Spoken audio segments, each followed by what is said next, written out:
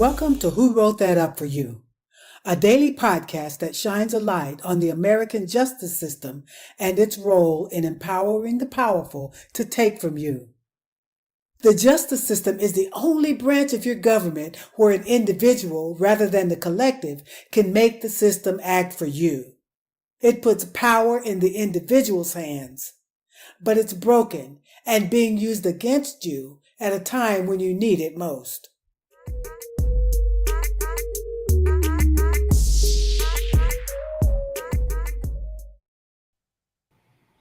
And welcome to Who Wrote That Up For You. I am Sonia Ebron, a co-founder at Courtroom 5. And I am Deborah Sloan, the other co-founder at Courtroom 5. Power-packed show lined up for you today. In a few moments, we will speak with Renee Vara.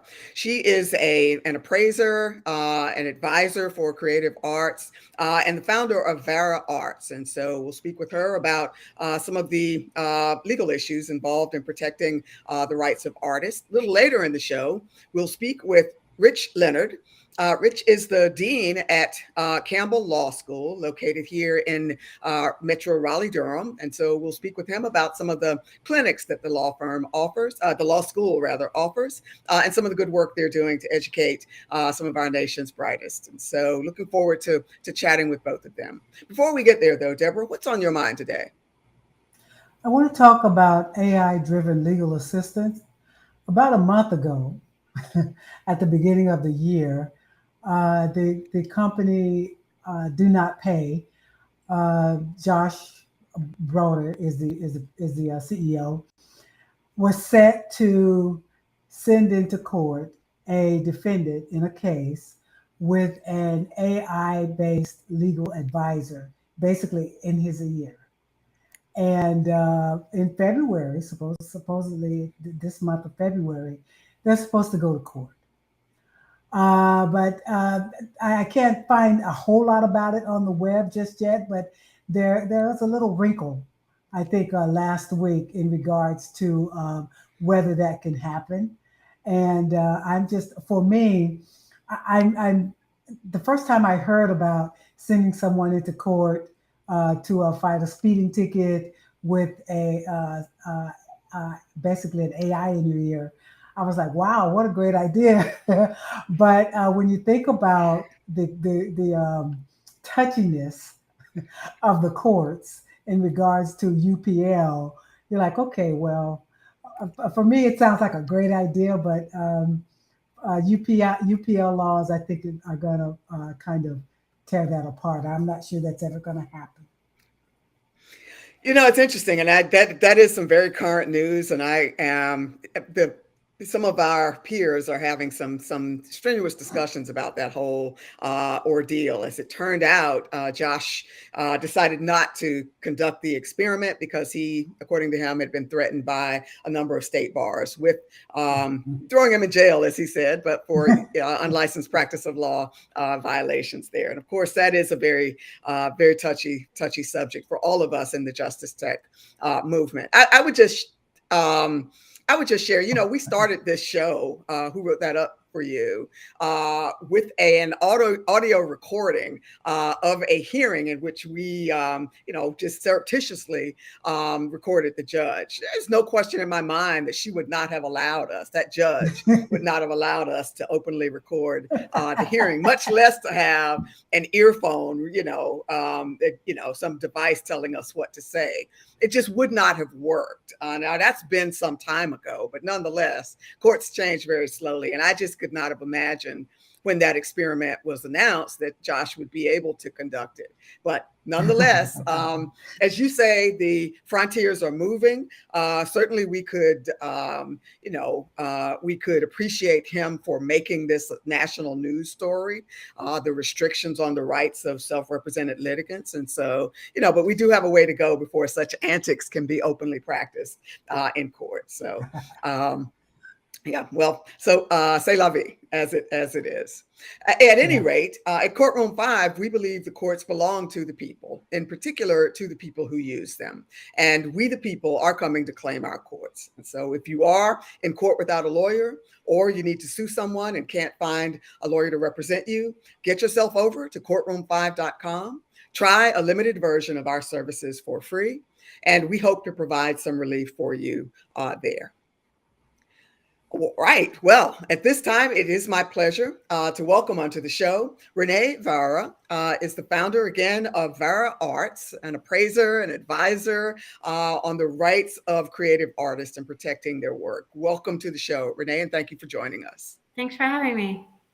And so it is by coincidence that your last name, Vara, is the acronym for a significant piece of litigation or law in your area. I think it is the Visual Artist Rights Act. Can you tell us about that and what some of the controversy is around that statute now?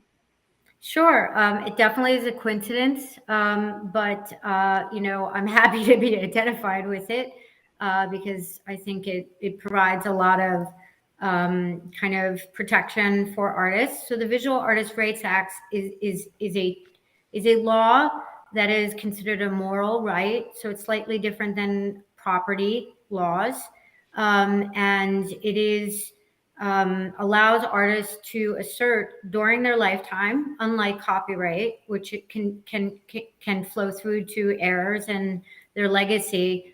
So during their lifetime, they can assert attribution, they can withdraw attribution or authorship if a work is, its integrity is compromised, which I deal a lot with. And then also if it's mutilated, destroyed, or transformed, they can rescind authorship. And it's separate to property rights. So that sometimes is confusing to an average person. And that means, I work with lots of collectors, so they may own the object, so they own the property, but they don't own the copyright necessarily, and they don't own the moral rights. The artist owns those rights and can assert them. But there are preconditions under Vara, and there are requirements and kind of standards or bars through which an artist must prove the artwork to be worthy, and it's called recognized stature. And that's where it can get a little complicated in terms of artists understanding it and asserting their rights. It's a fascinating area of law to me in particular. As you say, it's somewhere in between absolute property rights, which are fairly well recognized, and copyright. And so I'm assuming this is a federal law. Do you see it? Are there parts of the country where folks find the need to enforce this more than others? Yeah, so the reason, I work in this space specifically was I was involved in a landmark case. I work as like an educator. I worked as an adjunct at NYU for a long time, a collection manager with collectors, an appraiser, and a curator. And I was asked to represent a group of artists that associated with an area, it was a building in Long Island City across from PS1. And it's a long story, but the short of it was they were working there under a lead artist and curator. His legal name is Jonathan Cohen, but his tag name is Mears. They were given explicit permission to write murals all over the building for over a decade, and were very respectful. The landlord decided to develop the property. They tried to stop it through landmarking. Landmark turned them down, but then he went out just kind of arbitrarily, even though he's going to demolish the building, and judges upheld his right to demolish the building.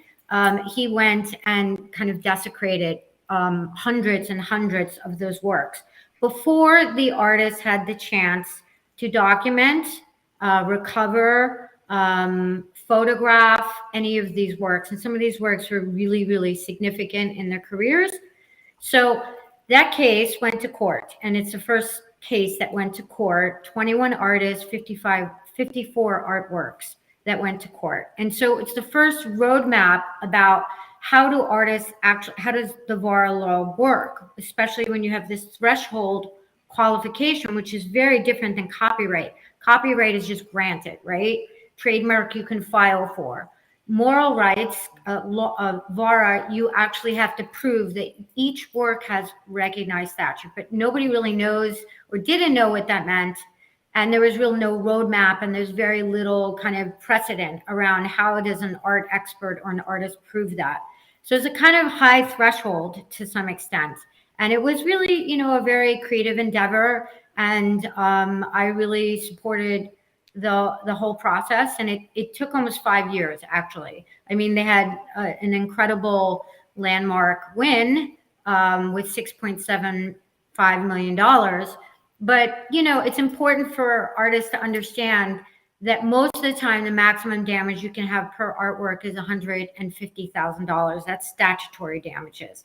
So it's not all glamour. It was an incredible endeavor for all of us to engage in. It was like a kind of life work from years to, especially because many of these artists were artists of color. They were outside of the traditional art world institution, but they were very respected and running like really great businesses. And so it's an amazing underdog kind of story.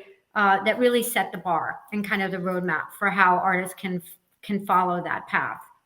I'm really encouraged to hear about that. And so just to clarify, you represented the artist, but not legally represented, right? You represented their art. Right. I worked with the legal team as the art expert. And I think there was something like 1,000 pages I had to file, because one of the things that gets blurred over, and it's, again, really important to focus, because sometimes artists they think this is a glory kind of experience, but going to trial, as you know, is not very easy. And it is incredibly expensive to the point where I know artists that are now in debt, and their cases are still pending. So wow. It's really important to understand that recognized stature revolves not around the artist, it revolves around the artwork. So while and that's kind of hard to understand, because, right, we know Picasso and we say, well, we know him, so all of his works are protected. In my world, he could probably make a napkin and somebody would collect it, right? Right. But that's not necessarily how the court would necessarily opine. So it's really important to kind of, parse that. And listen, it was really kind of amazing collaborative effort. And, I think there's many specialty lawyers that work in this space.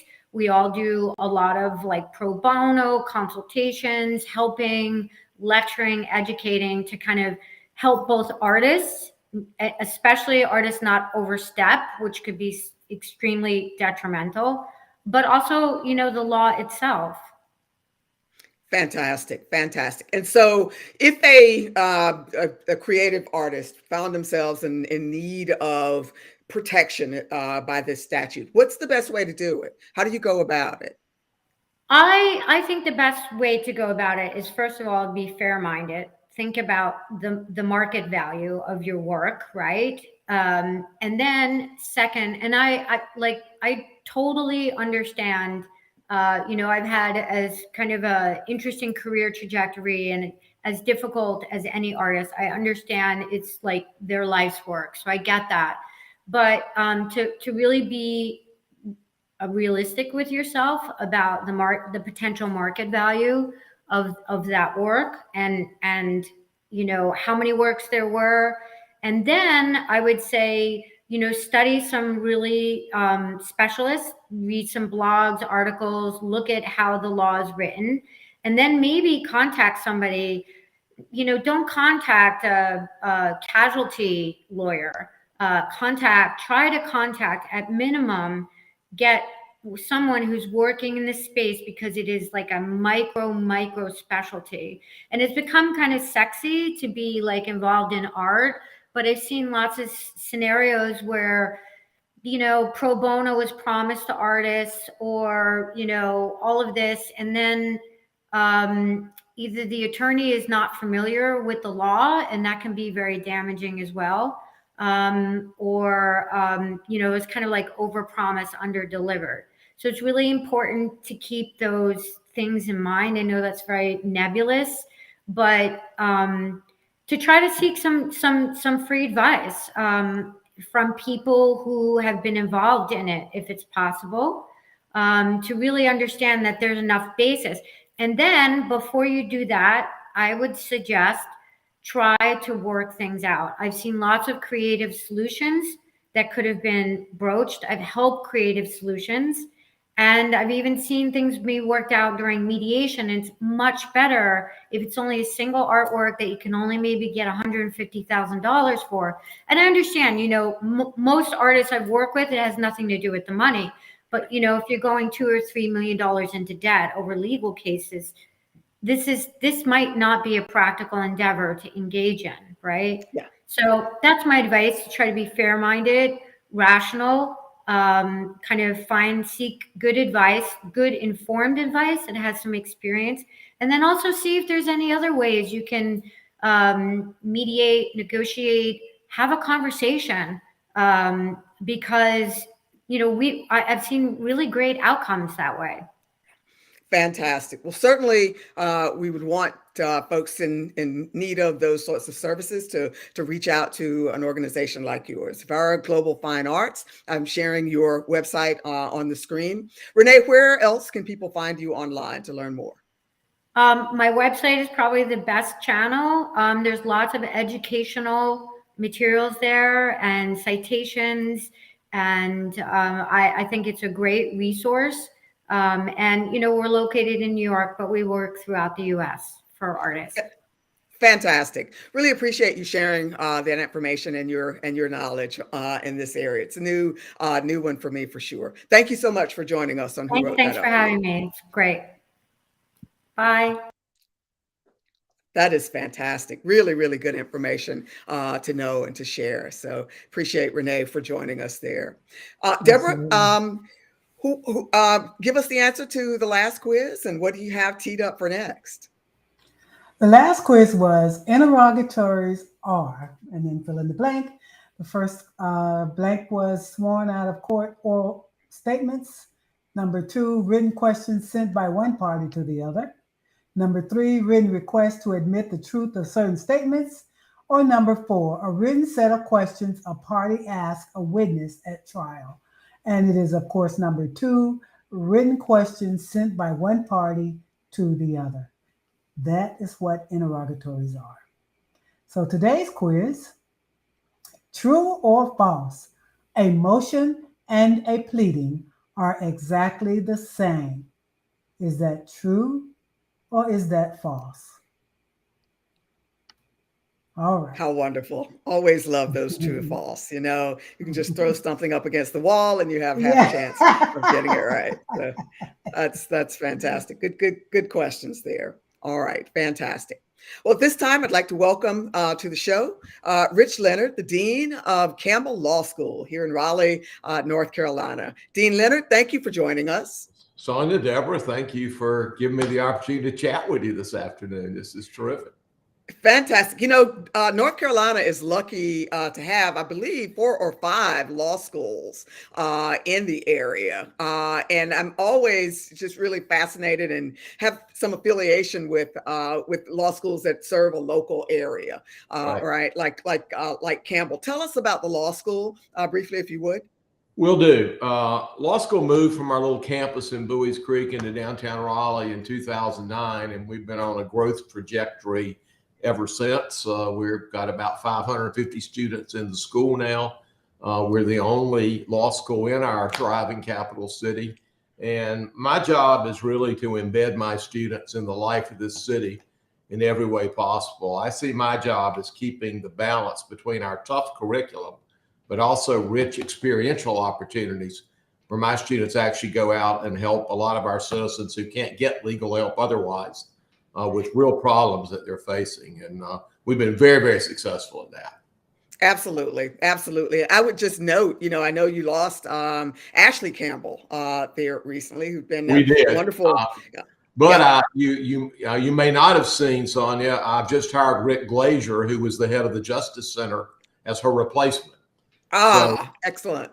No, that hasn't made the news. But I got another superstar to come join me. And How this came about is I've been about to have my 10th anniversary as dean. And when I became dean, I talked to the leaders of all the major social service agencies in the city, the Salvation Army, the Rescue Mission, Step Up Ministries, about the problems their clients were facing. And they told me the same story over and over again. We get our folks rehabbed through our protocol. We put them back out ready to go to work, ready to go in independent housing, and all these old legal problems show up. And we don't have anybody to help us. And I said, well, that's what we can do. So that was the genesis of our community law clinic that's been now going for 6 years that Professor Campbell founded for me. And we have helped over 1,000 people. And we've done it in a couple of ways. We've taken the statewide lead in expunctions under the Second Chance Act. So we help people in Raleigh and all over Eastern North Carolina with mobile clinics clean up their criminal record so they can honestly say when they go for a job that those convictions are gone and they don't exist anymore as a matter of law. We're also very good with motor vehicles. There are about 1 million people in North Carolina who've had their driver's rights suspended. And if you can't drive a car in this state, you can't get to work a lot of times. So my students are very, very good at going back and working with those clients, straightening out their motor vehicle records so they can go right down and get a license and get back to work. So that's been exciting. And then in the last year, we all know there's a housing crisis. When the moratoria expired, evictions blossomed. There are 1,000 evictions a month being filed in Wake County right now for people at risk of losing their homes. And so we started moving into that area, representing people before the magistrates who were facing summary ejectment. And the city has stepped in very nicely and given me $500,000 so we could expand our eviction defense initiative.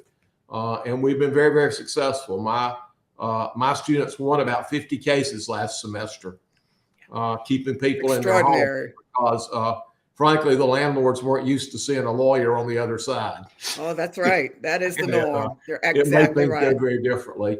We also started a family law clinic last year because during COVID, family law issues mushroomed. And those students tell me they tried 100 cases in family law court last year for people who would have been without a lawyer except for my great students. And I need to say, students are not just going in there by themselves. Oh, yeah. They're going in there under the tight supervision of people like Professor Campbell, Professor Glazier, some of the top lawyers in the state. So they know what they're doing when they get in there. And so we've been very thrilled that we've been able to do that. I love it. I know that you all have made just a major contribution to the state of North Carolina, but particularly here in the Raleigh-Durham area for many years. And just to circle back to Ashley Campbell, thank you so much for sharing her with North Carolina Legal Aid. I think the entire state is going to benefit from her. Well, I've always said in here, my job is to find and hire the brightest people I can find for every position. And when you do that, they're going to move on sometime. That's right. That's right. That's exactly right. We believe the same. Well, Dean, go ahead. I'm sorry. No, I'm sorry. You go ahead. I just want to tell you about one other initiative we're doing with Wake County. You probably know Wake County passed a very broad non-discrimination ordinance that came into effect last January. And it's a conciliation model. And one of the great clinics that I have here is a restorative justice clinic that works in the schools and the prisons to try to use a different model from litigation to resolve disputes. And we are now, with an agreement with the county, the exclusive conciliator under that ordinance. So every discrimination complaint that's filed in a against a municipality or in the county comes to Campbell on referral.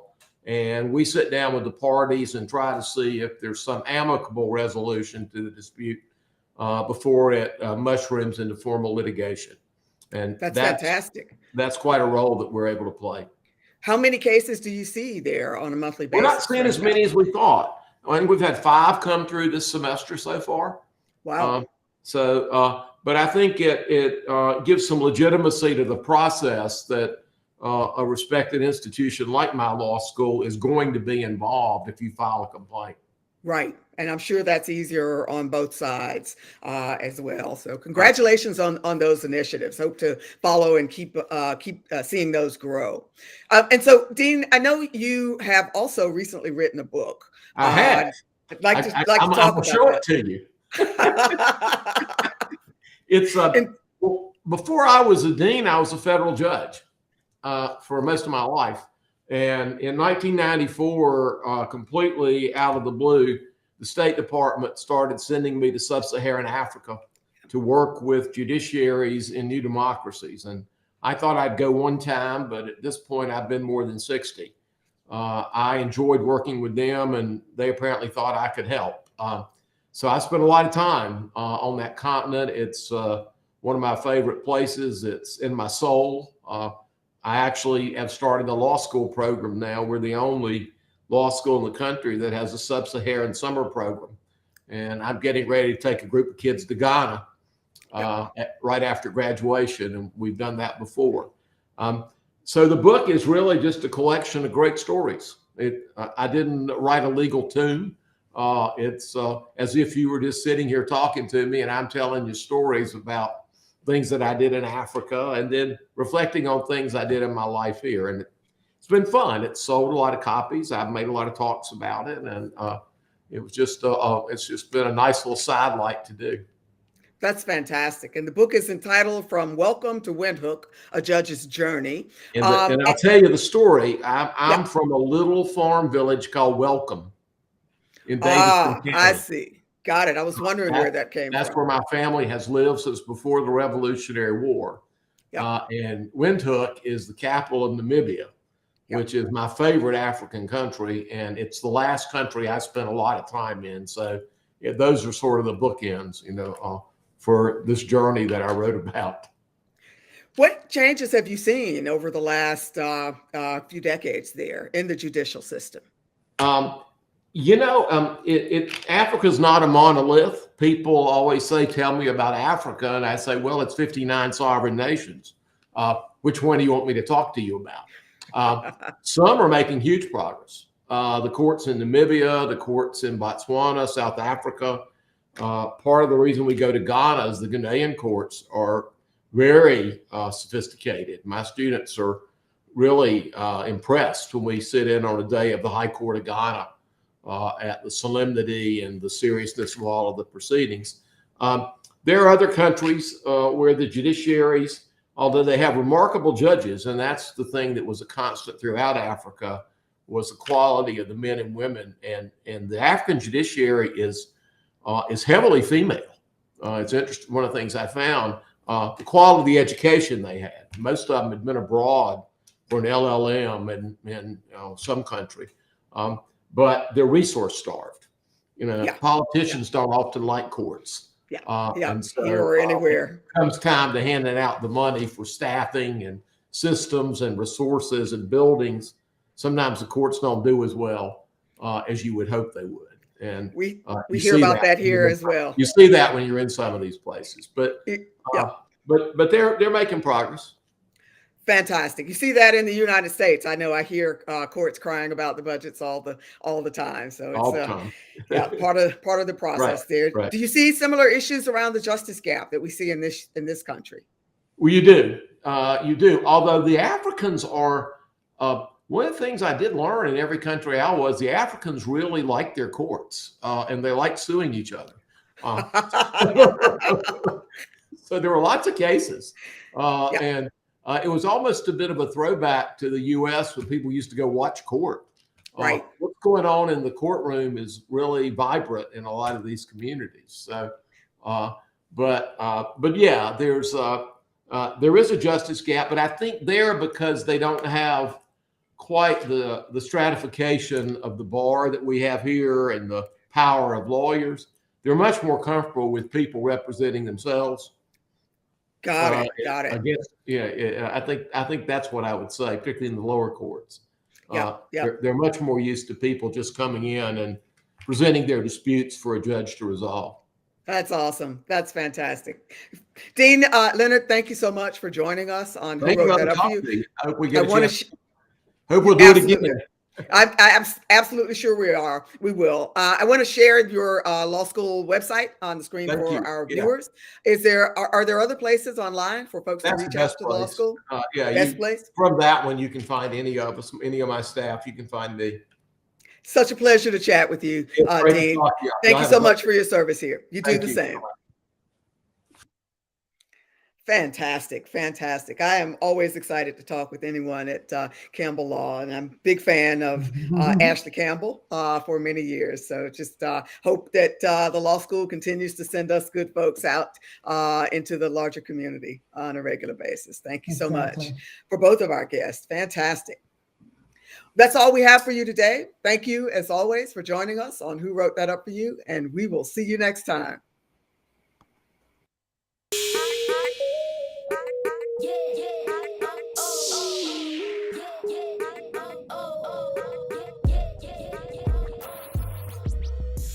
Are you feeling beleaguered, angry, or afraid, as if things are spinning out of control and you're powerless to stop them? It's easy to just let things slide and hope they don't get worse. But they often do get worse. The thing is, you're not powerless. Our courts belong to us, and their purpose is to give power to the powerless. Don't let your grievances pile up without redressing them. You can handle this in court. Or, if someone takes you to court, you can take them to school.